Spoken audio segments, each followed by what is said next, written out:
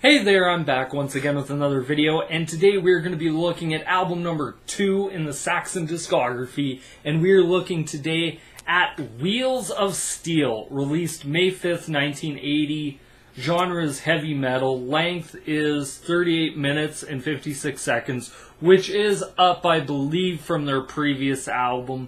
Their label is Carrere, produced by Pete Hinton and the band itself, Saxon. Saxon at this time consists of Biff Byford on vocals, Graham Oliver on guitar, Paul Quinn on guitar, Steve Dawson on bass, and the great Pete Gill on drums.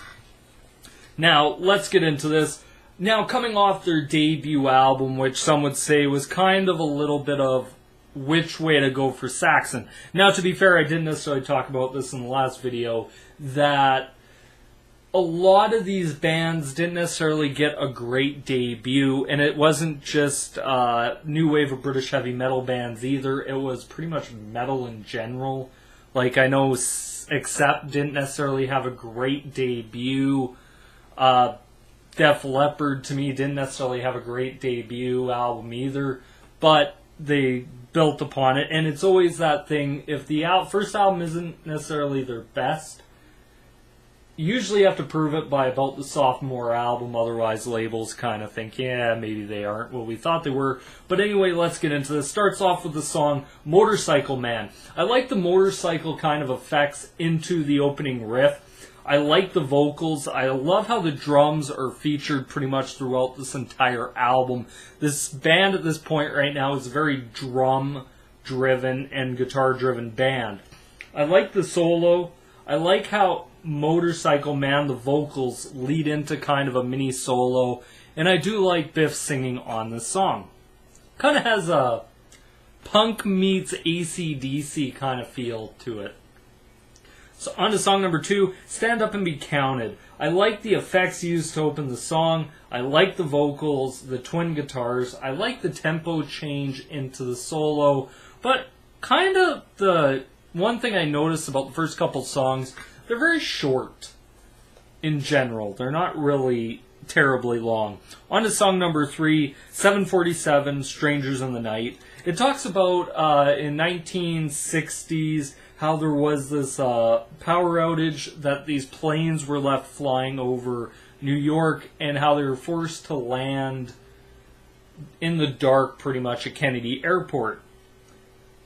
I like how the song intro is a guitar solo, which is something different, and it really works on the song. It kind of breaks up the mood of the songs previous. They're not fast-paced, heavy, hard all the time. It kind of brings in a different dynamic to the band. I like the riff and how the vocals are a lot softer on this song by Biff. You can tell it's a little bit more ballady than the other two songs, where that was kind of more punk heavy metal. This is a lot more softer vocals from them. I like the vocal harmonies throughout. I like the clean guitar part during the chorus with Strangers in the Night. It's just playing behind it, and it's a great touch to the song, a different dynamic. I love the vocals. I love the solo in the middle and at the end of the song.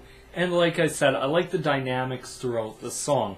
On to song number 4, the title track, Wheels of Steel, which Graham Oliver came out and said that the riff to it was inspired by Cat Scratch Fever by Ted Nugent, but many people seem a resemblance also to Rock and Roll Doctor by Black Sabbath, which it could be. I tend to believe him on this one. I love the opening riff. I love the lyrics and the vocals throughout the song. It's very catchy chorus with the wheels, wheels of steel. But it also has this thing where it's playing and where you expect like a chorus traditionally to follow up with the wheels of steel. It's a little bit more silence and then the wheels of steel in there. I like the solo and how the riff played into it. It's really a great driving tune, and I like the false finish to the song. Very much so. And do I hear maracas in it? It kind of feels like maracas in the background right around the end of the song. On to song number 5, Freeway Mad. I love how the drums build up into this almost airplane sounding thing. Now, I'm not sure if there actually was an effect thrown in there, if that's just how good a drummer he is. leave that alone. Just don't know if how I was listening to it was different, but I like the opening riff. I love the vocals to it and the solo. I love how it builds. I like the police siren touch through this song. Kind of makes you feel like the police are chasing you. And I kind of like the bluesy-like intro, if you get what I mean by that. On to song number 6, See the Light Shining. Has sort of an AC/DC feel throughout this song. It has a very catchy chorus. I like the bass run that goes right into the solo. I like the tempo change mid-song into a mini solo. I like Biff's change in vocal style and how it builds, and I love the solo at the end. But this kind of feels a lot like Rainbow Theme and Frozen Lightning from the first album, where it's kind of like two songs. But this one kind of really built into this very, very well. On to song number 7, Street Fighting Gang. Has sort of a Wild Side-like intro to it. Now, I know this came out prior to Wild Side, but it kind of has that where it's just that riff to it seems to... That's what it reminds me of the most. I love the lyrics. I love how crisp the twin guitar is throughout this, where they're playing that riff and then all of a sudden right into the twin guitars. Sounds spot on. Shows really how tight this band is. It's very upbeat. I love the guitar bits in it into the big finish. Great song. On to song number 8, Suzie, Hold On. I love how it's introed by a bass this time. It's not a riff leading into it. It's something different. It's a different dynamic. It has sort of a softer feel to it. You can hear it throughout the riff that it's a sort of softer, more, I want to say, radio-friendly riff to it. Vocals are very soft and clean. It's very singable lyrics to it. I love the bridge, and I love how the pace picks up into a twin guitar solo, which not only is it just twin guitar, it kind of feels like a twin guitar solo at times. And I love how the song fades out of itself. Very much so. On to song number 9, Machine Gun. I love the Eruption-esque guitar intro, like how Eruption sort of started with that fast-paced classical guitar meets heavy metal style thing. And it seems they tried it here, and it worked very well. I really enjoyed it. I like the riff, the chorus. It has sort of a punk feel to it at times. I like the guitar solo part. Feels like a sonic machine gun, like it's actually like sonically shooting at you, that just hitting you with it. Just great guitar work throughout by both guitar players. I like the lyrics, love the second solo, love the explosion at the end. It's a great, great way to end an album, especially this magnitude. And that is the final song of the album. Now, what did I think of this album? This is actually a damn good album, especially for the new wave of British heavy metal. I know Maiden released their debut album about a month earlier. This, to me, is a head and shoulders above their first record, just in my opinion.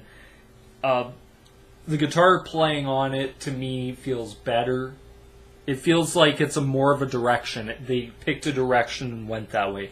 Very much where their first album was very all over the place. You had kind of elements of prog and all this other stuff. This one feels like a more metal album, I guess you could put it in there, or hard rock album.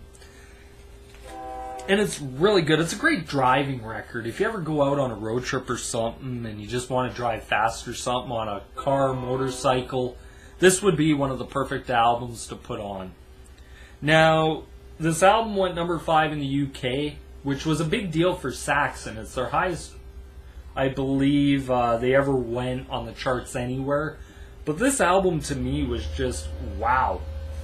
And now, what does that mean for bands and stuff? Well, when you get an album in the top 5, it kind of means your spot is kind of solidified. You get a little bit more leeway. You start getting noticed by other labels. Maybe bigger labels start looking at you. But anyway, it's a really darn good album. If I had to grade this album out of 5, I'd have to give it, to me, a 5 out of 5. Like, I just kept listening to this, singing to this album quite a bit. I love it. It's a great record, and to me, this is classic Saxon at this point. I really enjoyed this record. Best song off the album? Pick one. every song off this album I really enjoyed. Could say Wheels of Steel, 747's really good, Freeway Mad. There's nothing really terrible about this record. There's not a bad song on it, in my opinion. And that's why I didn't do best and worst songs, because to me, it's a perfect record, at least in this band's discography. But anyway, that's my thoughts and opinions on Saxon. Once again, be sure to like, comment, favorite, subscribe. This is me here signing out. Rock on.